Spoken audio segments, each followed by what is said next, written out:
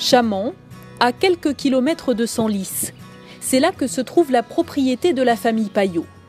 Médaille de bronze en junior aux Europes, médaille d'argent en jeune cavalier, à aujourd'hui 27 ans, Alexandra Payot a franchi le cap des seniors. L'automne dernier, elle était sacrée championne de France Pro Élite avec Polias de Blondel, son cheval de Grand Prix. Alexandra est la première femme à rafler ce titre. Depuis 3 ans, elle passe une partie de l'année en Floride. La voilà de retour avec ses chevaux pour quelques mois dans la propriété familiale. Salut Alex. Salut Mehdi. Comment tu vas? Bien et toi? Très très bien. En plus on a un super temps. On a de la chance aujourd'hui. Merci de nous accueillir ici. Avec plaisir. C'est là où tu as grandi? Ouais. C'est là où tu as passé une grande partie de ta vie? Ouais, c'est là où j'ai commencé à monter. C'est un endroit absolument magnifique. Alors, c'est très belle écurie. Comment c'est réparti en fait ici? Parce qu'il y a tes chevaux de concours mais pas que. Ouais, on a un peu de tout. On a quelques chevaux d'élevage. On a des chevaux de course, des trotteurs qui appartiennent à mon père, mes chevaux de concours et toute la partie droite de la cour qu'on loue depuis 2 ans et demi à Marie Écart. D'accord, donc comme ça vous pouvez travailler aussi un peu ensemble parfois? Ouais. Comment est-ce que ça se passe? Tu travailles toute seule toi ici? Ouais, donc j'ai ma partie à gauche. On a 12 chevaux au travail, pas mal de jeunes. Donc je travaille avec un autre cavalier qui s'appelle Edgar, qui est en concours aujourd'hui. Avec les jeunes chevaux? Et donc on se répartit le piquet, voilà. Très bien. Et donc là tu es revenu ici il y a 3 semaines. Très peu de temps? Ouais. Parce que tu passes beaucoup de temps évidemment en Floride. On va discuter un petit peu de tout ça, de ta double vie. Tu préfères être ici ou tu préfères être là-bas? J'adore être ici. Ouais, c'est là où j'ai grandi, j'ai vraiment une préférence pour ici. Bon, tu vas nous raconter un petit peu tous tes souvenirs? Ouais. Allez, c'est parti.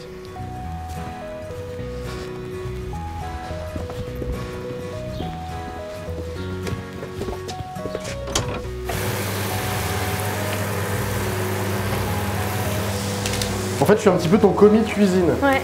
Hein? Bon, d'ailleurs, c'est mieux que tu le passes toi. Mais c'est ce que tu manges régulièrement? Non, mais j'adore les hamburgers. Ouais, non, je suis assez bonne cliente du fast-food du village. Je dois être une des meilleures clientes. Mais c'était avant même de partir aux États-Unis et de découvrir un peu la culture fast-food et tout ça? Ou c'était ouais. déjà petite quoi? Ouais. C'était un calvaire pour tes parents en fait. Bon Alex, merci pour ce repas. Alors j'ai quand même une question, on a découvert, est-ce qu'on mange avec les doigts? On peut manger avec les doigts je pense. Ok, on l'a fait à l'ancienne, comme on dit. Bon, bon app. Merci toi aussi. Allez, c'est parti. J'espère que ça va être bon. Goûte d'abord. Ça va. Donc tu es rentré là, de Floride il y a seulement 3 semaines. C'est facile de reprendre ces marques quand on revient ici, son fonctionnement. Comment est-ce que ça se passe finalement? Parce que c'est 2 fonctionnements complètement différents, j'imagine. Tout se passe assez bien. C'est vrai qu'en Floride, on a un piquet de chevaux beaucoup plus restreint. Donc j'emmène quelques chevaux moins pour faire de la compétition et du haut niveau là-bas parce qu'il y a beaucoup de 4 étoiles, 5 étoiles auxquelles j'ai accès plus facilement qu'en Europe. Et d'autres chevaux que j'emmène pour commercialiser. Donc j'en emmène 5 ou 6. D'accord. Alors qu'ici, on a une quinzaine de chevaux au box. En permanence? En permanence, ouais. Le fait d'être une Française là-bas, ça te donne plus de place aussi ou des places plus facilement parce que c'est un pays étranger? Que par exemple sur des concours en Europe, c'est ça aussi? Du coup, j'y ai accès, ouais. Mais toi, avant de partir aux États-Unis, tu étais aussi sur un circuit très classique finalement en France parce qu'on t'a vu à junior, on t'a vu en jeune cavalier. Est-ce que ça t'a déjà permis, tu penses, d'accéder au haut niveau? Ou bien il y a vraiment un déclic en étant là-bas? Parce que je sais que tu as travaillé avec Eric Lamaze notamment. Ouais, il y a eu un vrai déclic quand je suis partie là-bas et que j'ai rencontré Eric. Où tout de suite j'étais vraiment dans le bain. C'était la première fois que je travaillais dans une écurie de professionnels. Il était champion olympique à l'époque, donc c'était vraiment le top du top. À la base, je suis partie en stage, je devais rester 2 semaines. Ça s'est bien passé, du coup je suis restée 2 ans. Et je montais les chevaux de commerce en fait. Donc toi, tu as fait un peu une pause finalement dans ta carrière sportive aussi, à ce moment-là, pour te consacrer vraiment à une progression et à arriver au haut niveau? Tu n'avais pas de chevaux à toi? Non, j'avais pas de chevaux à moi. Mais j'avais des très bons chevaux là-bas que j'avais la chance de monter, comme Ayad, que monte Kevin maintenant, où il y avait des très bons chevaux. Ok. Donc sportivement, c'était également intéressant. Là-bas, tout va en plus très vite sur les pistes. Il y a énormément de monde dans toutes les épreuves. Ça dure en effet 5-6 jours à chaque fois de compétition. Et on les voit monter toutes les épreuves, les 1m30, les 1m60. Et on a l'impression qu'il y a toujours cette envie de gagner sur toutes les épreuves. Ils sont très rapides. Ouais, les Américains sont très compétitifs. Et c'est vrai que, comme tu dis, c'est une fourmilière. Ils sautent d'une piste à l'autre, d'un cheval à l'autre. Ils vont faire le coaching d'un élève. Ensuite, eux, ils vont sauter une épreuve sur la grande piste internationale, puis un schooling avec un jeune cheval. Ça n'arrête pas. Ici, on est très au calme, à Chaman. Ça te fait aussi du bien de revenir, ça te repose d'être ici ou pas? Ouais, c'est très. Le cadre est vraiment apaisant. On a beaucoup de chance. On est à côté de la forêt. On peut aller emmener les chevaux en extérieur, s'aérer. C'est vraiment bien pour travailler. C'est un cadre exceptionnel, je crois. On a parlé de cet endroit où ta famille est installée depuis très longtemps. Ouais. Et la famille, c'est quelque chose d'assez important, j'ai l'impression, du côté des Payot. Ouais, on fait tout ça.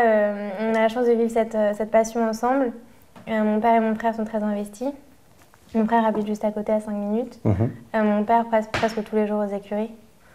Vous êtes très proches, ton père et toi? Ouais.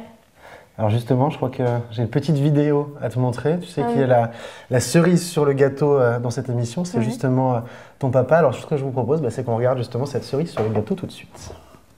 Ses qualités, si j'ai le droit à deux, c'est la discrétion et la bienveillance.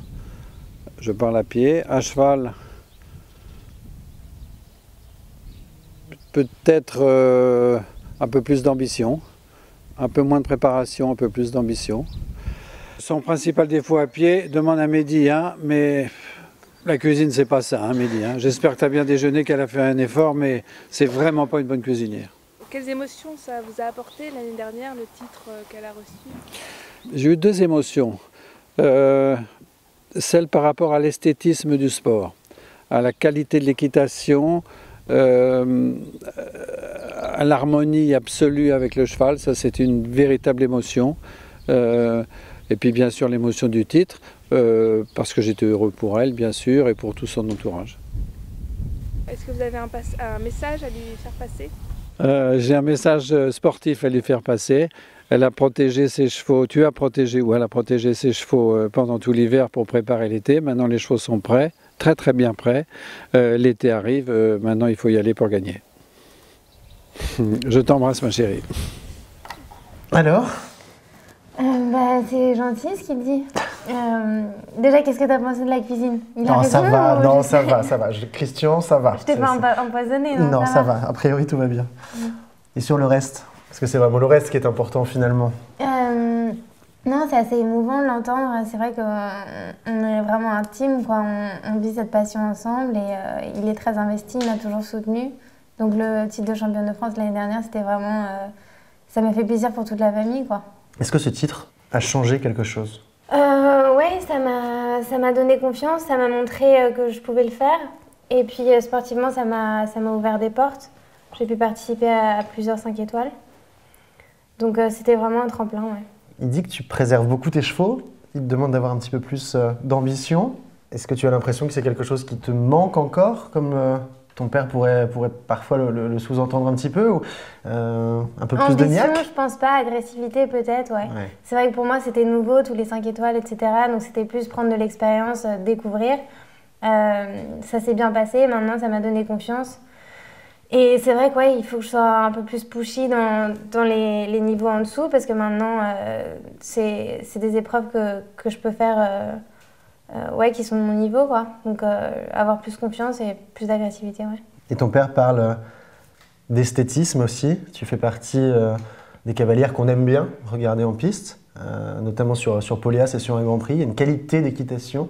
C'est quelque chose d'important aussi pour toi, de lier l'esthétisme et le résultat? Je pense que la connexion et l'harmonie que je peux avoir avec mes chevaux se traduit en esthétisme. J'essaie d'être le plus connectée possible avec eux. Étant donné que je suis menue, j'ai pas trop de force, donc il faut que je trouve un peu des contours pour ça. Et j'essaie de pas les contraindre. Et par rapport à ton équitation, Vous n'êtes pas nombreuses encore en France à être au top niveau. Il y a toujours plus d'hommes à haut niveau que de femmes. On a Pénélope Le Prévost qui est très reconnue et aussi pour la qualité de son équitation. Est-ce que tu as envie, toi aussi, qu'on te reconnaisse pour tout ça et de faire partie un peu des ambassadrices et d'être un modèle pour les jeunes générations? Je crois qu'il y a beaucoup de modèles. Il y a Pénélope qui est incroyable, il y a Eugénie Angot, Alexandra Francard. Il y a déjà beaucoup de très bonnes cavalières en France que j'admire énormément. Et ouais, j'aspire à ce type d'équitation. Tu es quand même très humble. Tu es championne de France, tu as ta place en 5 étoiles, ça se passe bien. Mais il y a quand même toujours ce côté, j'ai toujours encore beaucoup de progrès à faire. Ah oui, j'estime que je n'y suis pas du tout encore. Qu'est-ce qui te manque? Le chemin est encore très long. Qu'est-ce qui manque? Il manque des classements, il manque encore de la connexion avec mes chevaux, savoir les amener au haut niveau. Il manque encore beaucoup de travail. Mais tu bosses beaucoup. Oui. Les objectifs pour la suite, ça va être quoi? Il va y avoir des championnats de France. Cette année, ils sont en juin. C'est un objectif de saison? Oui. J'aimerais y reparticiper avec Polias ou alors avec... J'ai un très bon avant qui s'appelle Tonio. Pouvoir un peu le mettre dans le grand bain.